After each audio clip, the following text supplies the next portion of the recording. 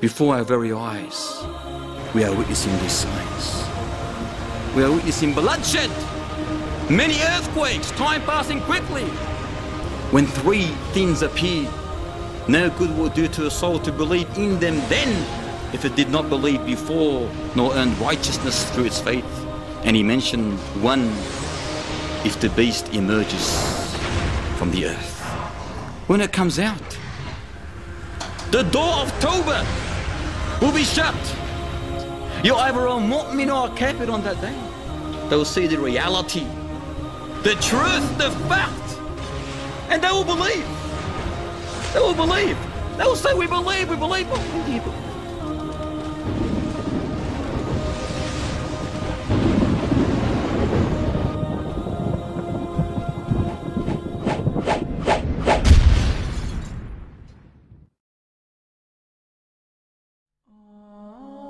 Open your eyes. We are witnessing before our very eyes the clues of its approach of the hour through information in the Quran and Sunnah. The destitute shepherds, look at them, they're competing in building, constructing lofty high-rises buildings. The disappearance of knowledge. We are witnessing intoxicants, whether it's drunk or induced in great quantities. We are witnessing illicit sexual relations becoming widespread. It's become nothing, it's become norm. We are witnessing filthy riba. We are witnessing musical instruments becoming wide. Many earthquakes, time passing quickly. We are witnessing bloodshed, whereby the killer does not know why he killed, nor the killed know why he was killed. We are witnessing lack of trustworthiness, authority given to those who don't deserve it, the increase of police and their oppressors. We are witnessing the increase of tribulations, afflictions, trials, hatred, enmity between people.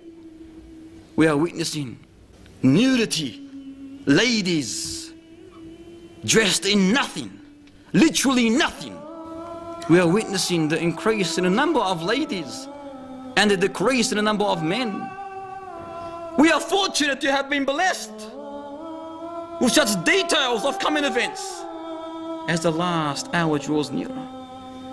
No other nation, no other people have been fortunate to have been blessed with such details of future trials and event.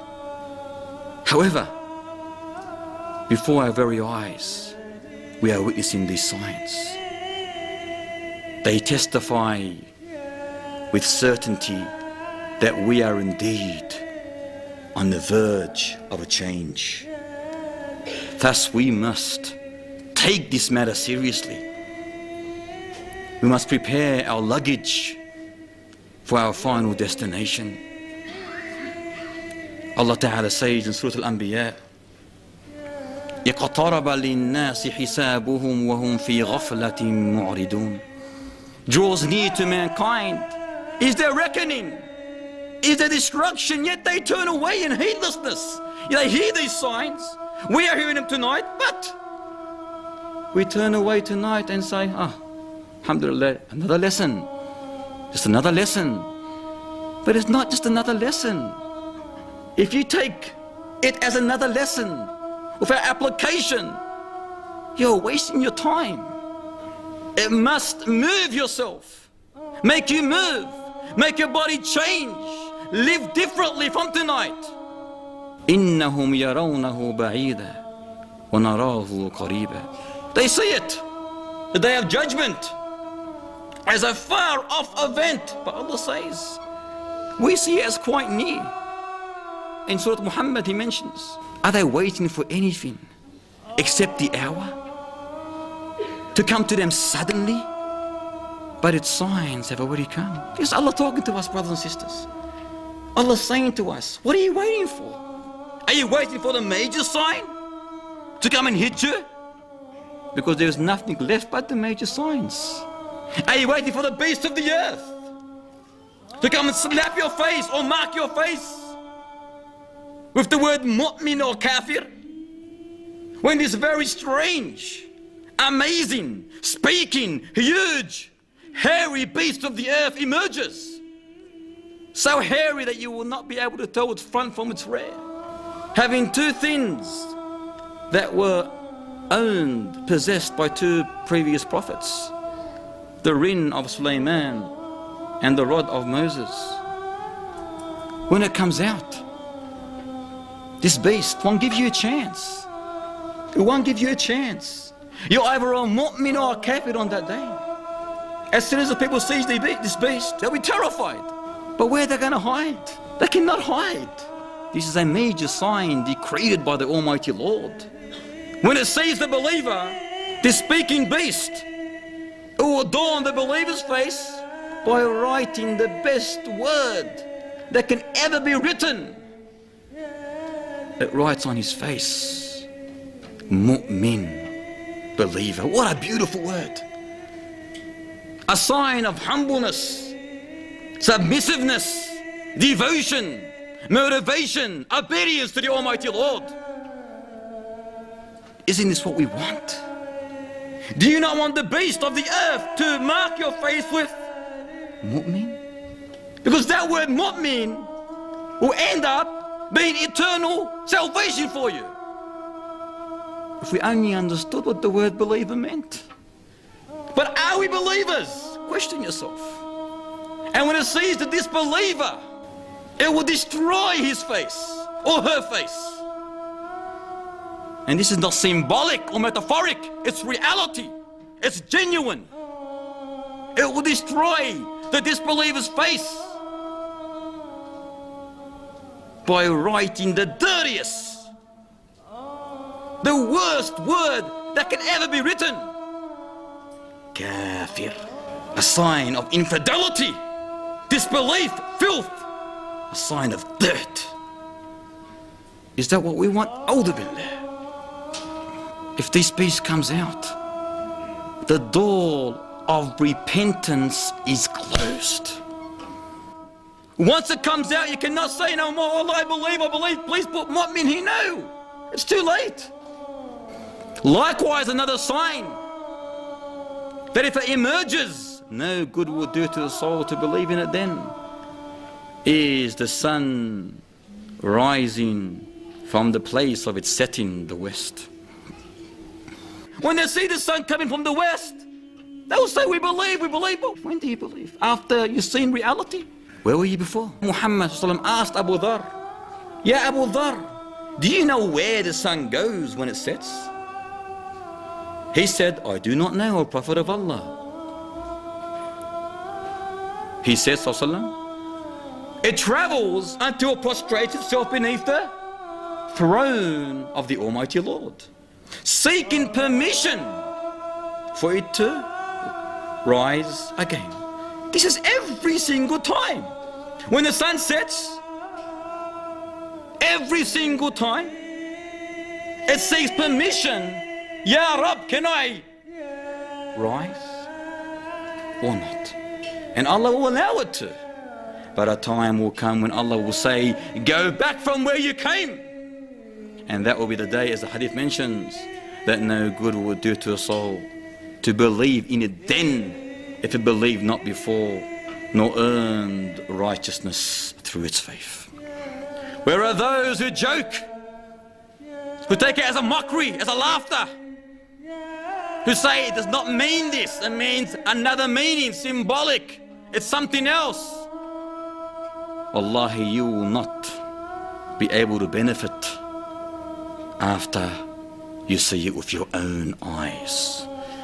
يوم يأتي بعد آيات ربك لا ينفع نفسا إيمانها لم تكن آمنت من قبل أو كسبت في إيمانها خيرا. The day that some of the signs of your Lord do come, but no good will do to a soul to believe in it then, if it believed not before, nor earned righteousness through its faith. Look at how this verse explains the reality of a Muslim. If it believed not before, the second phrase of the verse says, nor earned righteousness through its faith. Are they waiting for the signs to come to them suddenly, but its signs has already come. Are they waiting for Gog and Magog? Ya'juj or Ma'juj? Two hidden tribes of people from the offspring of Adam. How did they look? Allahu A'lam. Dhul Qarnayn, who was a righteous king ruling the east and the west, Allah Ta'ala gave him the ability, the power to build, to erect a huge barrier which restrained Gog and Magog behind it. However, ever since that barrier was built, they've been trying to dig their way out of this barrier. Every single day, they are digging. As soon as they see a hole, and light piercing through that hole, the one in charge says to them, stop, we will carry on tomorrow. And this will continue and continue and continue. But when they come the next day, they find that barrier stronger than ever. But the day will come when Allah Ta'ala allows them to come out.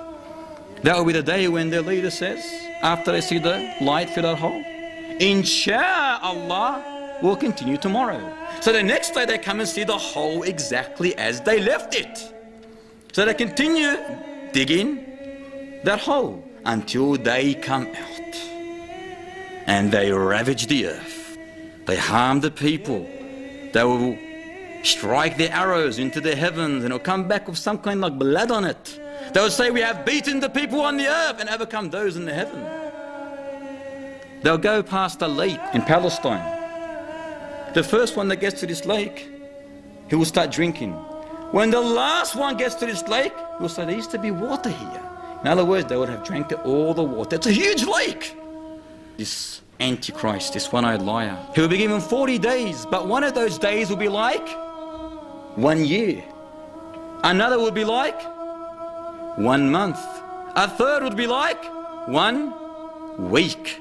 And the rest of the days would be like our normal days.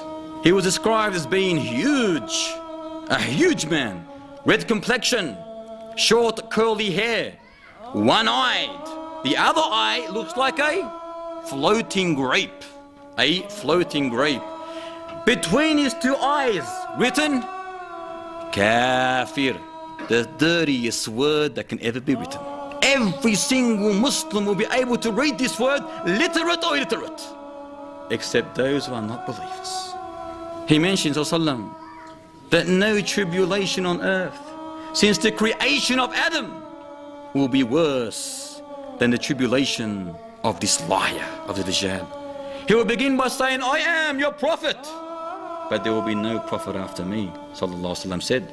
Then he will claim that he is the Lord, he is your Lord, but you will not see your Lord until you die. He will have with him paradise and hell, but that which he claims paradise is reality, hellfire. And that which he claims to be hellfire is paradise. He will be given the authority, the power over one man whom he will kill. He will say, look at this slave of mine. I will resurrect him. And he will still claim that he has a Lord other than me. So Allah Ta'ala will resurrect him. And the Dajjal will ask him, who is your Lord? He will say, my Lord is Allah. Allahu Akbar. My Lord is Allah Ta'ala. And he will say that you are the enemy of Allah Ta'ala. You are the Dajjal. And he will say, by Allah, I have never been more sure of this than I am today. And Muhammad said about this person, he will have the highest status among my ummah in paradise. Wouldn't you like to be this person? Subhanallah. Yani wallahi, we should be doing dua day and night to be this person. In another narration, it's mentioned that the Dajjal would try to slaughter him, saw him in two again. He did it the first time by the will of Allah. He'll try to do it again, but Allah Ta'ala will make the space between his collarbone and neck copper. So he'll try and he will be unsuccessful. He will not be able to do anything to him. Then he'll grab him by the legs and the arms and throw him to what they believe his evil followers as being hellfire, but in reality he's been thrown into eternal bliss of paradise. And the narration mentions in that one that he will be the greatest martyr in the sight of Allah, Lord of the worlds. He will pass through a town, this evil one-eyed liar, this Satan. He'll pass through a town whose people will deny him, and all the stock, the livestock, will die. They won't be called livestock after that, they'll be called dead stock. And then he'll pass through another area whose people will believe in him. So he will issue a command to the heavens, rain, and it rains. And to the earth, to bring forth its crops, and it does by the will of Allah Ta'ala. And the grazing animals return from grazing fatter than ever, big chubby bellies, because of the crops that the earth produces. He will walk on earth like a cloud driven by fast wind, calling people to his false religion. Who are his followers? The majority of his followers are Jews. One narration says 70,000 Jews. And likewise Arabs. The narration mentions Arabs will be a lot of his followers, the ignorant Arabs. He'll go to an Arabian desertman, like a nomad, Bedouin, and he will say to him, what would you do? Or what would you say? Would you believe in me if I bring back your mother and father? He said, yes. You know what can do that but Allah Ta'ala. And Allah Ta'ala will make that. He will assume, two devils will assume the appearance of his mother and father, and then they will call out to this child, oh son, follow this person for he is your Lord. Follow him for he is your Lord. And likewise, his followers will be ladies, females. In one narration it mentions that the man will tie his mother, his sister, his daughter, his auntie, and every female relative to a pole, fearing that they may chase this one-eyed liar. As for his death, it will be time for Salat al-Fajr, when Isa ibn Maryam will descend, and he will descend wearing two garments dyed in saffron, placing his hands on the wings of two angels. As he's descending, he lowers his head. Beads of perspiration will fall from it. If he raises his head, beads of pearls will scatter from it. His fragrance, any kafir, every kafir that smells it will die. And it can be smelt, his breath, as far as he can see. A whole group of Muslims gathered together, ready to fight the Dajjal. It will be Salat al-Fajr, and the Iqamah will be just about to be announced, when the leader of this prayer of the congregation will be Al-Mahdi, Muhammad ibn Abdullah.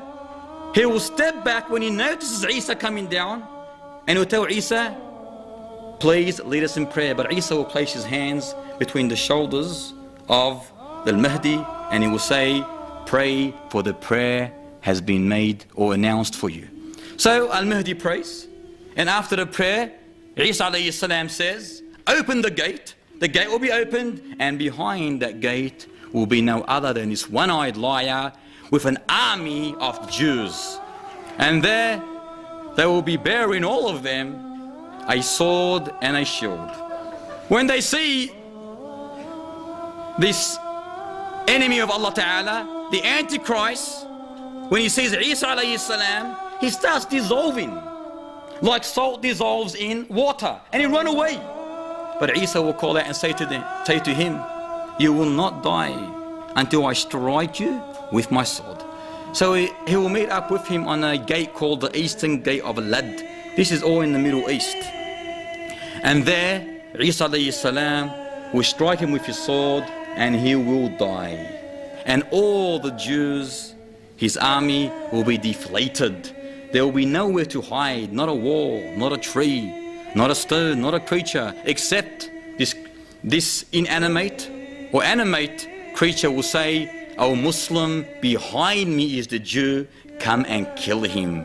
Thus, Isa and the companions will win over these evil people, and they'll at the same time do dua, pray for Allah Ta'ala to destroy Gog and Magog, because Gog and Magog will be in that time, Yajuj and Majuj. They'll still be there, and they'll be causing mischief on earth.